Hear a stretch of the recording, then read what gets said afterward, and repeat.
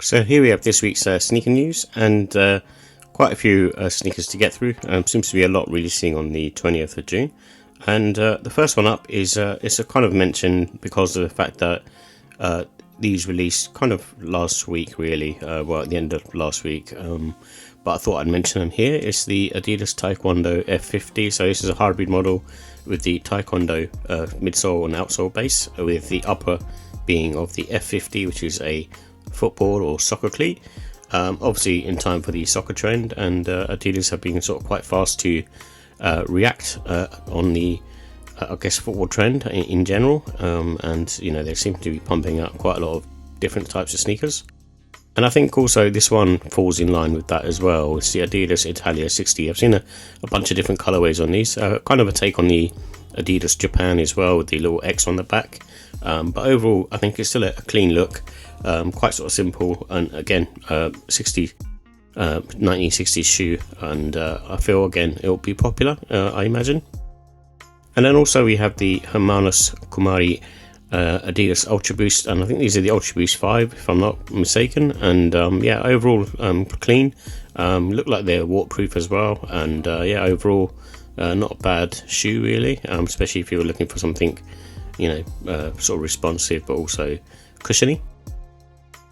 And then from Nike Total 93, we've got the .swoosh Stop Rage Quitting. So this is for gamers, and essentially that really, just keep playing. Yeah, overall it's a clean look. To me it looks like more like Xbox 360 type colors or Xbox colors. So yeah, overall not obviously the biggest Total 90 person, but again, being on the soccer trend, I'm sure they'll be popular. And there's something which is again another sort of hybrid sneaker. It's kind of mixing up the Air Max and the Waffle from Nike, and they're supposed to be sort of quite comfortable to wear, and you know, sort of nice on foot. But I'm not a fan of them personally, but I'm sure there are people out there who would be. I do like these colorways because they're quite funky.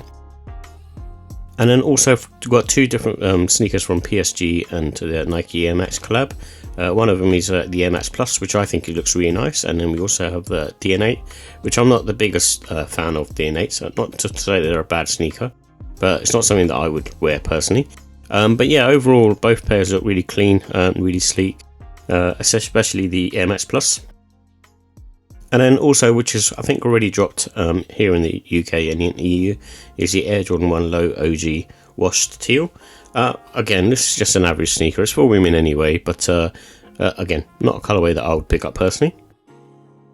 And then also from SB Dunk, we have this low version of the Limousine Skateboards, which I think is especially based on a basketball, but also to me it looks more like a, you know, American football type texture as well, and color. So I don't know, you know, what the storytelling is behind it, but they do look pretty cool, and they've got like different laces on there as well, which is a nice touch.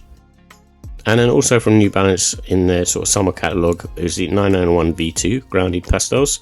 Both are very kind of cool colours. The 991 V2 is a comfortable sneaker on foot, and also you know, quite expensive, but can be quite sort of bottom heavy. But if you're wearing them for like 4 or 5 hours during the day, the fuel cell on there, you know, you won't notice it being too heavy, but for longer wear you will. But they're still overall a really clean looking sneaker, and I like wearing, you know, my pairs personally.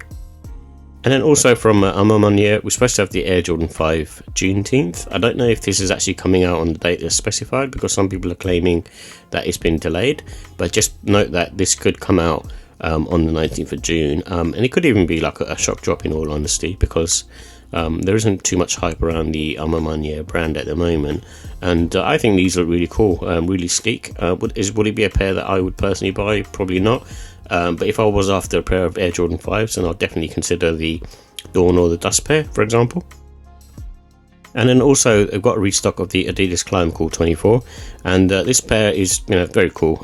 It's one of those ones where you can sort of wear them wherever, and I don't think they look quite that chunky on foot either. I think the comfort level isn't as great as other foam-based sneakers, but not to say that it's bad. It's just serviceable. But the model looks really cool in general, so that's kind of what sells it for me. And then also from Patta, we've got the Nike Air Max 90 Waves, and this is in celebration of the 45th anniversary, I believe. And yeah, I think both pairs are really nice. There's also a third pair, which is like a black, white, and khaki sort of colour. which I also really like, but I imagine that might be sort of friends and family exclusive. But yeah, these pairs look really nice. They're kind of like a version of the, you know, OG AMX 90 colorways, and yeah, I'll definitely be interested in the sort of more blue purple one. But then the Vault type colorway also wouldn't mind if I could, you know, grab them for retail really. But yeah, I think they look really cool. I think they've done a good job on them, personally. But then, you know, I'm an AMX 90 fan anyway in general. And then also we have the Nike Vomero 5 Sandrift. I think the Vomero 5 have kind of run their course. Not to say they're not a great shoe, they are, but I think in the sort of trend at the moment of like 2K runners, I think it's kind of sort of started to die down now, and this is one of the sneakers that was popular for the last few years. So this one's probably coming at the tail end of that, but still a very clean colorway. And then also we have 3 different versions of the Air Jordan 4 RM. One is a take on the military black that came out a few years ago, the original Jordan 4 one. And then one's a take on the bread, and the other one is like a guava ice colorway, which I guess is the Union Jordan 4 type colorway. All 3 look really nice and really sleek. It's just one of those things where they've just pumped out a lot of colorways for this particular silhouette.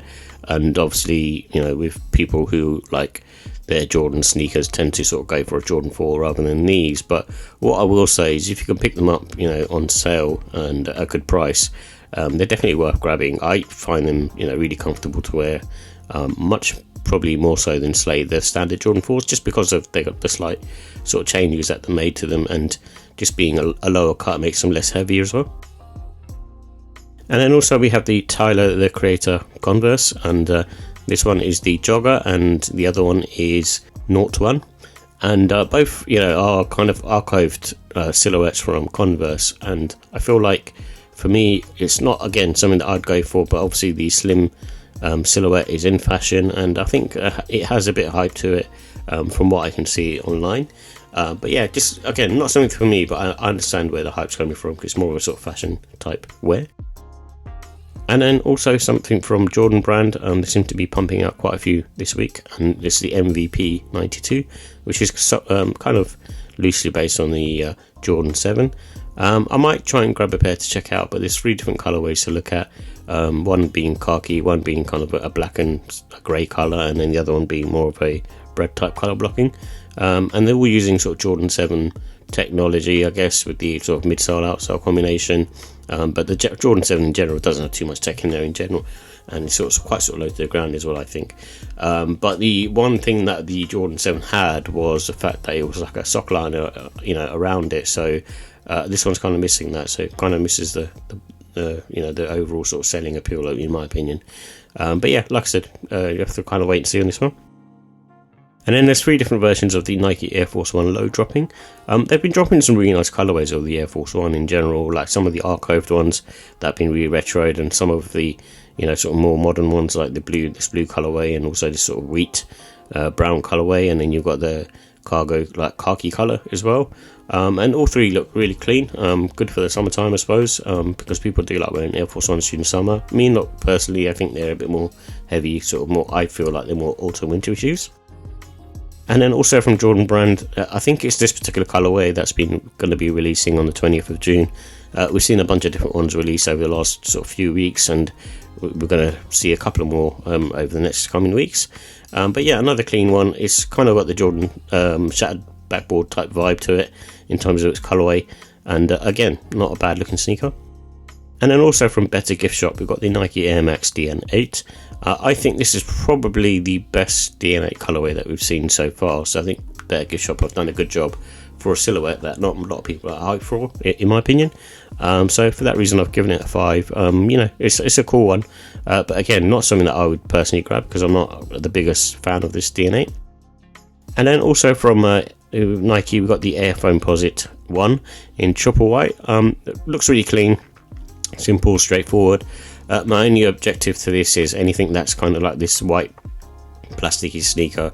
They tend to get dirty quite quickly, and then they're difficult to clean as well, so that's kind of my only reservation. But you know, not to say they don't look great, they look cool, really cool. And then also from Nike, we've got the free forward Mach N7. So this is a re-retro from 2014 or 2015, I believe, and Nike Frees were popular back then. I was really into them, and I've still got a pair now. But overall, again, a very clean sneaker. Not the greatest in terms of its look. It looks kind of more shoe-like, like a hybrid type sneaker. But there's better, free Nike free technology silhouettes that are came out back then, which I'm surprised that they've just pulled this one out of the vault rather than some of the other ones. But yeah, I'd be inclined to sort of check them out at least. And then, which is probably the sneaker of the week, is the Air Jordan 5 OG Grape. The more I look at these, more I like them. Again, not something that I'm going to be copying because I'm not a Jordan 5 fan. And as I've mentioned previously, if it is, then it'll be the Fire Reds that are coming out very soon, because that one is a kind of, the OGest of the OG. And I like that sort of 23 on the side as well, and being that sort of fire red colourway. I think it's quite sort of iconic. But this one I can kind of take it or leave it for now. But depending on how things go, I may double back around to it. But I feel like Jordan 5s have got quite sort of popular, and similar to the Air Max 95, they've kind of got a bit of a wave going to them.